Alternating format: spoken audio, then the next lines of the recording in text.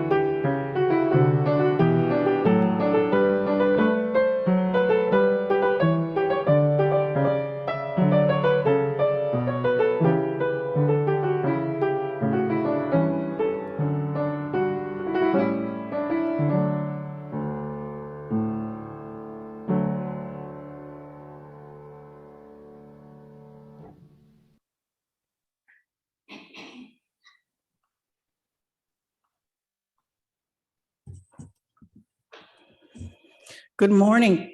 Excuse me. Welcome to the First Unitarian Church of Lynchburg. We gather in a spirit of freedom and friendship. Whoever you are, whatever your beliefs, whatever your age, and whomever you love, you are welcome here. As we work together for justice, compassion, and peace, we also acknowledge with humility that our buildings sit on land originally part of the Monacan Nation. My name is Kim Sinha. I've been a member of First Unitarian for almost 17 years. And if you are with us for the first time, we are glad you chose to be here this morning to participate in the service for this church community that we love. We would be happy to tell you more about our community during virtual social time following the service. If you would like to receive our monthly newsletter and Friday email updates, please fill out the virtual visitor card found on our website under Sunday website uulynchburg.org under Sunday services held via Zoom. You may also wish to join our Facebook group. Please note that the order of service is in the chat to the right of your screen. Now let's just take a minute to greet each other.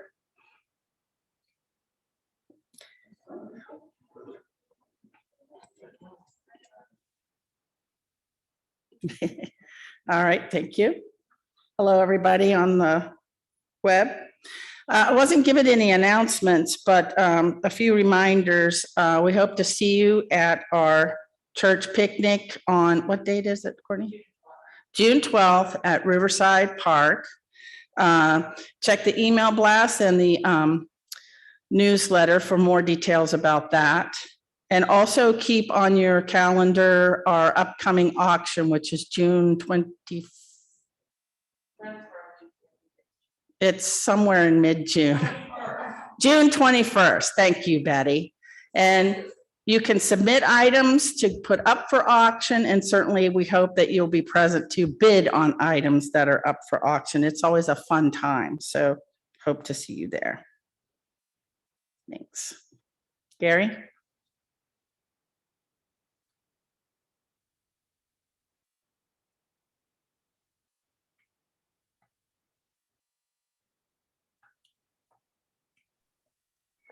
As we enter our time of worship, we light the flame of our chalice, sharing these words together.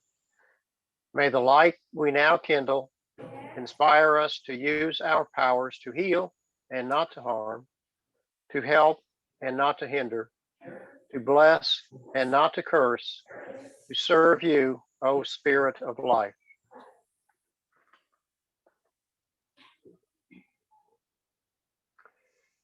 Our opening words this morning were written by Heather K.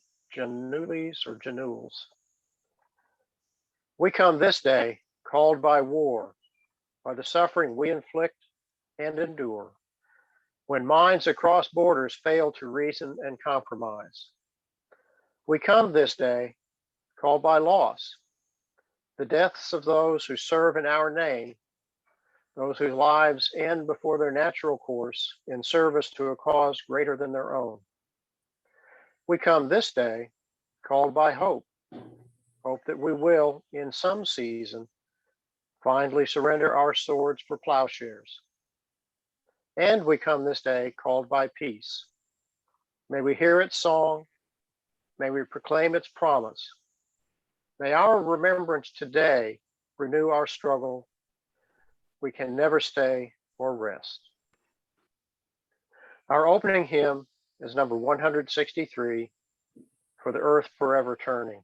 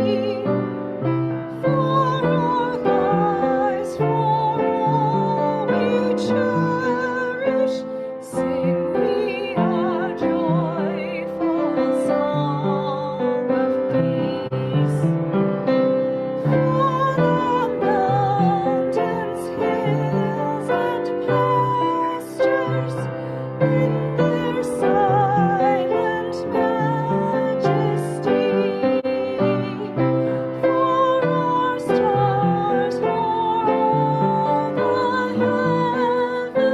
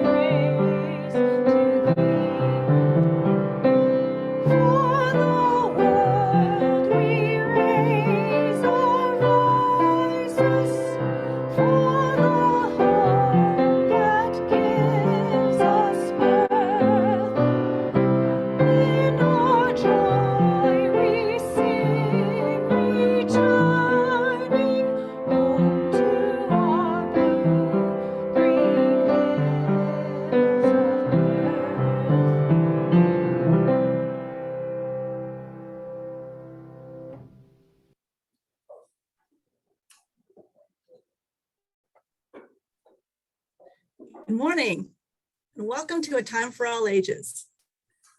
This morning, I'd like to talk about the importance of remembering those who came before us. One of the ways we can do that is with stories. Have you ever heard people in your family talk about those who may have lived many years ago, who are no longer with us? But by telling stories, this helps keep the memories of these people alive in our hearts and minds. Well, sometimes these stories can get bigger and more dramatic each time they're told. I remember my father once saying that my grandfather loved to tell tall tales. I used to wonder what that meant and why it wasn't a good thing. Now I know that just means my grandfather embellished his stories. He just sort of tweaked them up a little bit, making them, in his mind, more interesting. Now I know that just means that stories that are handed down from generation to generation are often changed in the telling of them. Kind of like when we play that telephone line game, where one person whispers something to someone else, and then over time, when it passes around, the story gets changed up just a little bit. Kind of like that. The most important thing, though, is that stories continue to be told about those that aren't in our lives anymore, those who have come before us.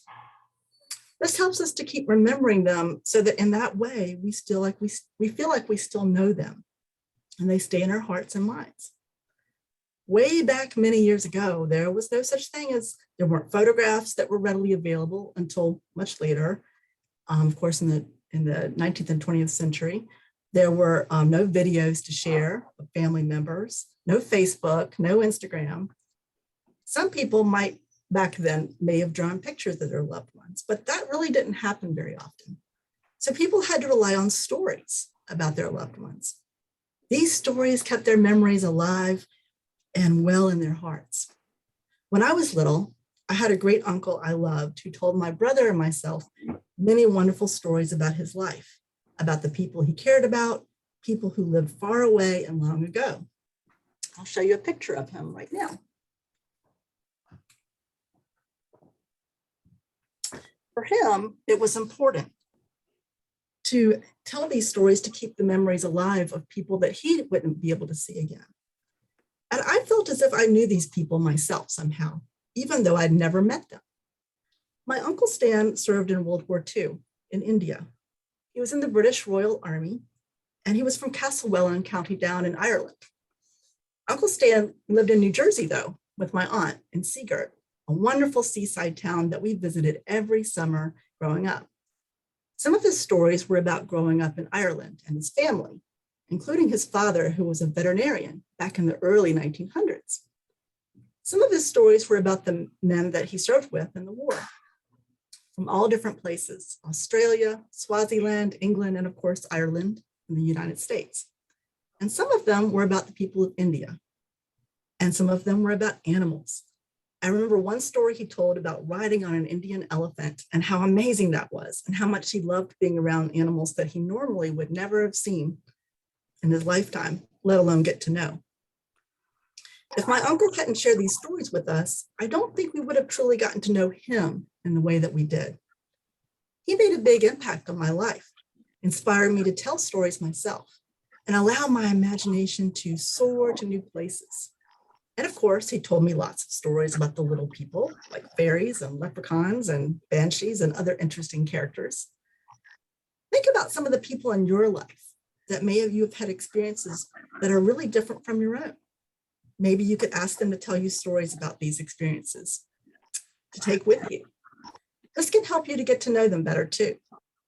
Remembering those who came before us is important because we can take a little bit of them with us during our lives, and it can help us teach us things about ourselves and our families, and also to inspire us to do things that we never thought were possible. It's kind of a magical thing. I'd like to ask you today to think of someone whose story you would like to know more about, and ask them or ask someone who knew them and can tell their stories if they're no longer with us. My Uncle Stan died when I was in college, but the memories and stories he told have been a part of me for all of my life. And I've passed some of these stories on to my children and hopefully to my grandchildren. A photograph can only tell us so much about somebody. It's the stories and the memories long past that really help us know someone better and help us to feel that they are a part of us. Remembering those who came before us is a way we can keep them with us forever. And who knows what inspirations those stories can offer and what possibilities there might be for the future in the telling of them. So be sure to find out stories about your parents when they were young, or your grandparents or their parents, and so on. You never know what kind of magic that can stir up. Thank you, and blessed be.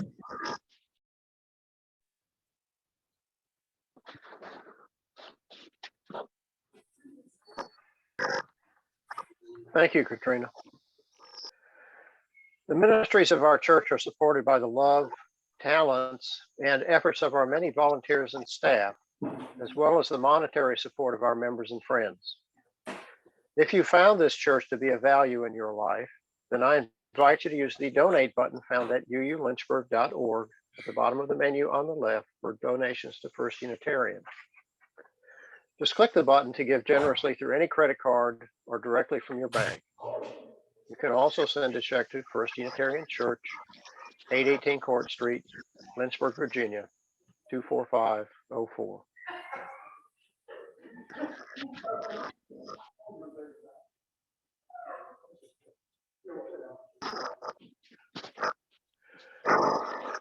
We receive these monetary gifts along with the gifts of your time, work, and creativity, which also sustain our church. As together we give generously to support our congregation, let us also commit ourselves to a unity of spirit to make manifest a more just, peaceful, and loving world.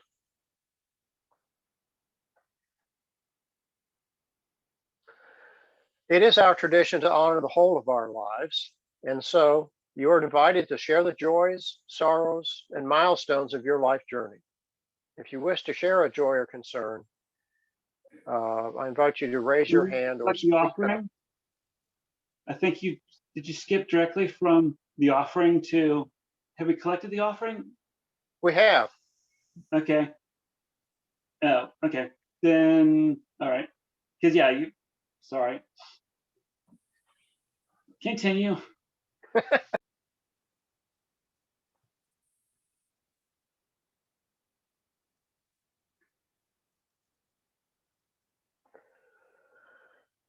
Meditation this morning was written by Elena Westbrook.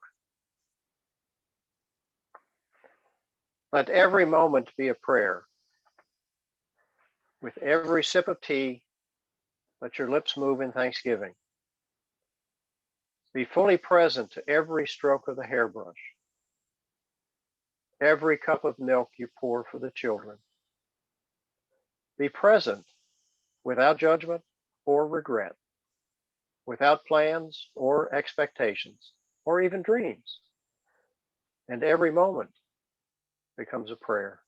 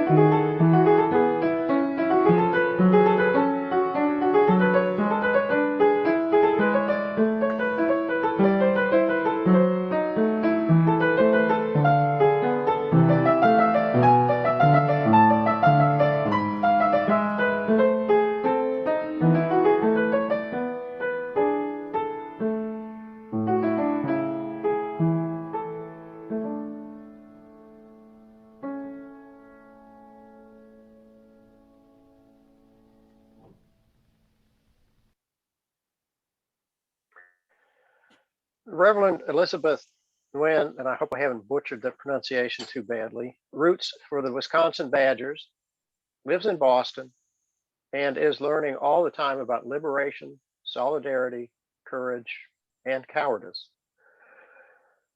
She's the Immigration Bond Coordinator with the National Bail Fund Network and previously did faith-based justice work and youth organizing. She's a Unitarian Universalist minister and part of the founding team of the Beyond Bond Fund in Boston. She is passionate about progressive organizing in the Vietnamese American community and building power across prison walls. Elizabeth? Thank you so much for having me in your spiritual community this morning. And yes, Elizabeth Nguyen is exactly the way that I say it in my family. This Memorial Day weekend, we take time, maybe free from a day of work, if we are so lucky, to enjoy time with friends, with family, and maybe, just maybe, in the words of the Reverend Heather Janulis, to remember those who have gone before, to honor what she calls the circle of life and death and our place within this sacred thread.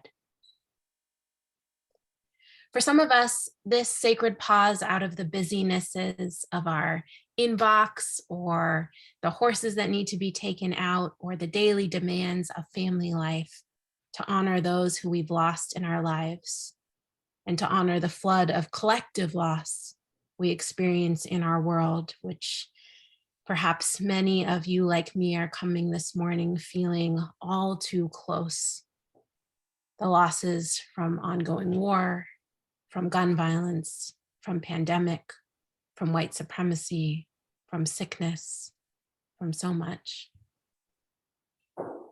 For others of us, there is no pause. We can't imagine a day or a moment going by without the acute awareness of who is not here, even though somehow we are still here.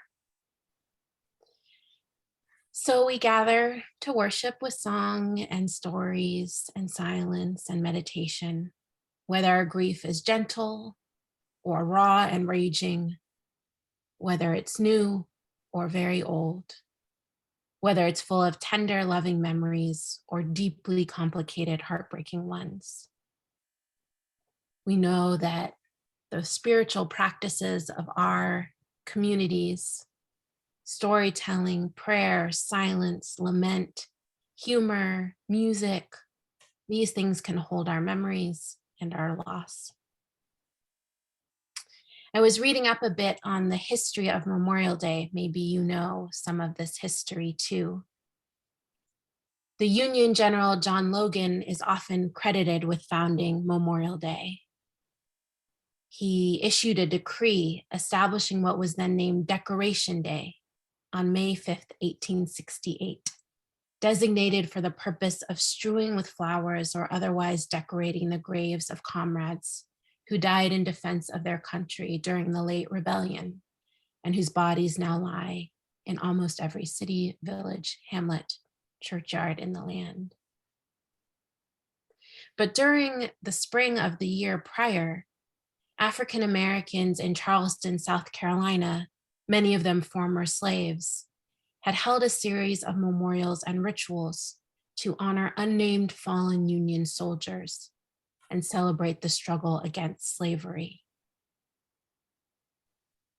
I was reading about how after the Confederate evacuation of Charleston, Black laborers went to the site of a prison camp where many Union prisoners of war had suffered and died. And this community of Black free people reburied the Union dead properly. They held a procession of 10,000 led by 3,000 young Black children carrying armloads of roses and singing the Union marching song, John Brown's Body. This was followed by women carrying baskets of flowers and wreaths and crosses, followed by contingents of Union infantrymen. A Black children's choir sang, "We'll rally around the flag and the Star-Spangled Banner." And after the dedication, the crowd dispersed and did what many of us might do on Memorial Day: eat food outside, listen to speeches.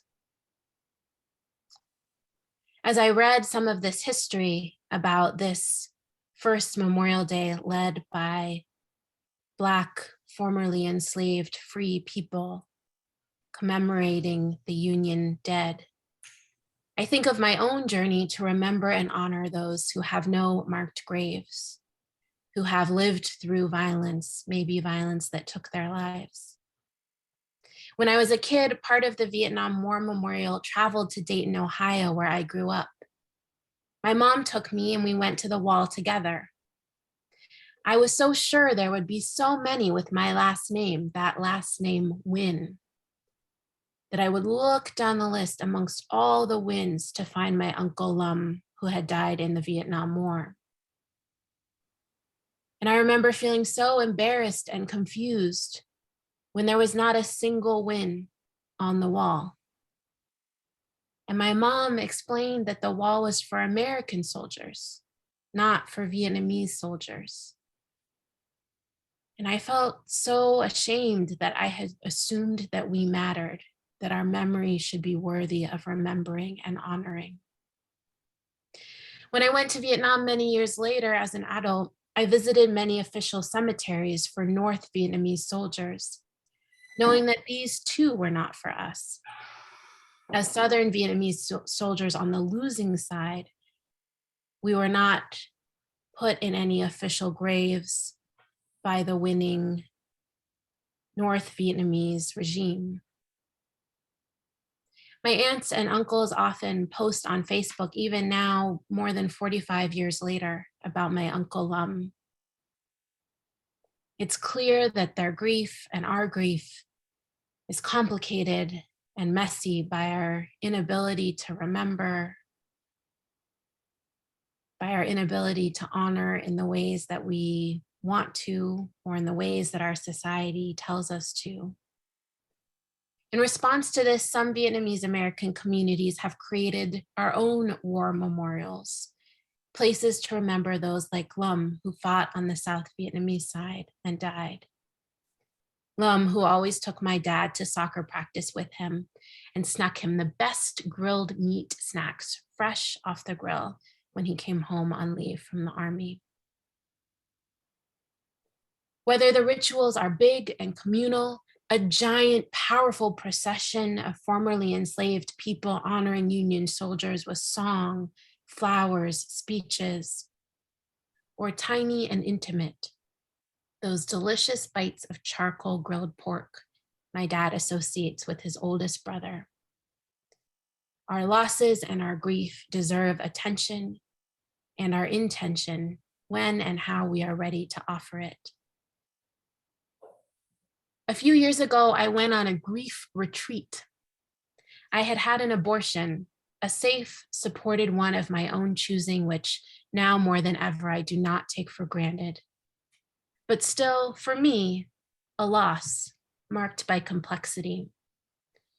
And so to honor that loss, I went to stay with friends in Santa Fe, New Mexico, where the mountains and green chili and pinon trees and desert, technically an arid woodland, my nerdy local friends taught me on a hike, even though I think of it as desert, gave me space to feel and breathe and make moves towards healing. I'd not really had time to stop and feel my feelings. And there was grief that I held that was messy and private and stuck. I was, as one of my friends said, spiritually and emotionally constipated. And so many months later, when the universe and my Google Calendar conspired to get me to the arid woodland for a few days, I took the time to walk and write and be in silence and let my heart be vulnerable and metabolize the sad and the complex. Be easy, take your time. You're coming home to yourself. Words by the poet Nayera Wahid that I sang hiking past old red rocks, up canyons with winding water, looking out over the Jemez Mountains at sunset. One of the things I did was write letters. I wrote a letter to God, to myself, to the cells that could have been a person one day, to the people I had complicated relationships with. And as I wrote the letters, I cried some of my first tears I had around this decision that was the right one for me, for my body, for my future, for my family. And still one that required grieving for the path not taken, the beginning ended. And I took the letters outside in the dirt and burned lavender over them. I shared them with some dear, trusted friends. We sang and ate chocolate and went to yoga classes. And in the silence of Savasana, lying on my mat at the end of class, I cried again in the truth of physics, of spirit, of the material and the spiritual that I needed came to me. That nothing is ever truly gone from this world. All matter is conserved. All matter finds new form.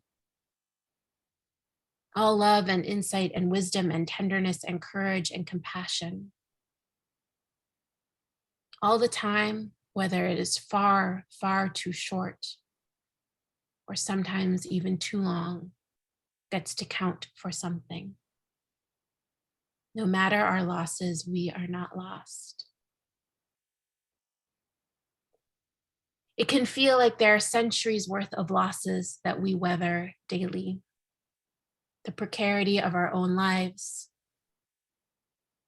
our precious beloveds we may have lost, whether to wars that are remembered or wars that are not. Our precious beloveds who we may be afraid of losing. The arbitrary violences of this world, the preventable, enraging, devastating violences of this world. These violences that touch fears that may live inside of us, that it is our dear child or grandchild or brother or grandmother whose life is at risk. I don't know about you, but many days I feel numb to the scale of death. I see children's faces or a headline about war and I don't have words or feelings.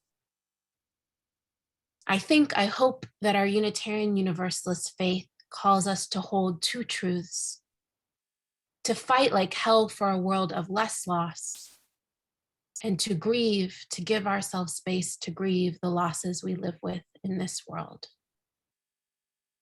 I usually have an altar where I place the photos of loved ones who have died and honor them with incense on Tet, Vietnamese New Year. But in the past couple of years, I've noticed I no longer want to print out the photos of loved ones I've lost. Part of me, yes, resists believing they are gone. I don't want to face all of those who are no longer here. I'm also trying to take my time, to be easy, to trust the part of me that maybe is too overwhelmed by the scale of loss. May we find the ways of honoring and remembering that we need for our hearts. May we create the rituals and memorials we need if they are not given to us. If it's right for us, maybe we will be the ones to lay flowers or say names or create new memorials or hold the barbecue in their honor when the time is right. Or maybe it will be prayer and writing and burning letters alone under the arid woodland sky. We deserve to be easy, to take our time, especially when it's complicated. May those who have touched our lives in this community and in all our circles who are no longer here know they are not forgotten, know they are part of the web of things. Because we are alive in this heartbreaking world we have lost. May we know a world of less loss, and until then, may we grieve all we need to. These are words by the writer and spiritual leader, Valerie Kaur. We come to know people when we grieve with them through stories and rituals. It is how we can build real solidarity, the kind that points us to the world we want to live in. Our role in fighting for it, America's greatest social movements for civil rights, immigrants' rights, women's rights, union organizing, queer and trans rights, farm worker rights, Indigenous sovereignty, for Black lives, were rooted in the solidarity that came from shared grieving. She goes on, first people grieve together, then they organize together. When people who have no obvious reason to love each other come together to grieve, they can give birth to new relationships, even revolutions. Amen, and may it be so.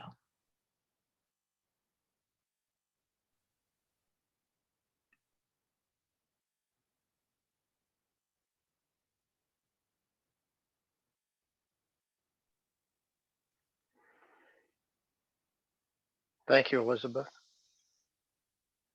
Our final hymn is number 207, Earth Was Given as a Garden.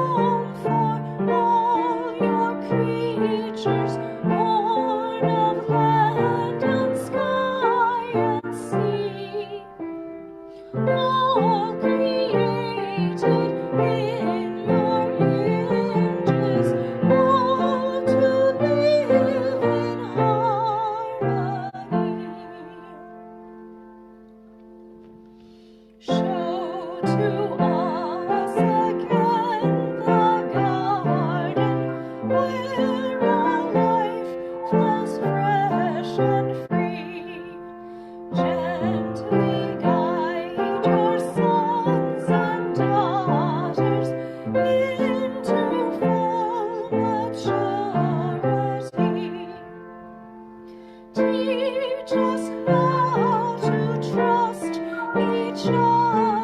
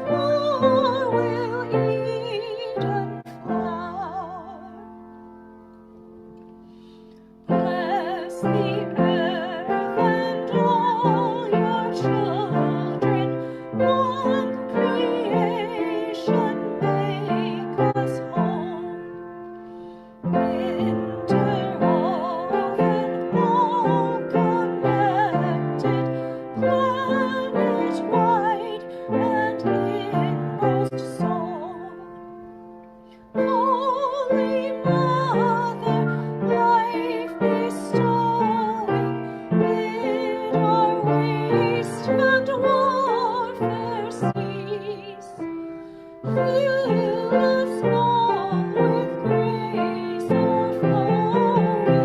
Teach us how to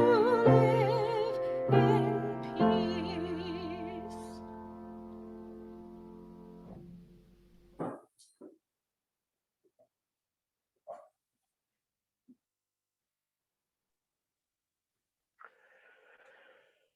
As our service draws to a close, we extinguish the flame of our chalice as we say these words together. We extinguish this flame, but not the light of truth, the warmth of community, or the fire of commitment. These we carry in our hearts until we are together again.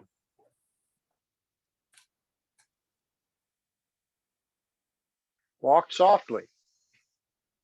Speak truthfully. Love gently. Breathe deeply. Live wisely. Go in peace.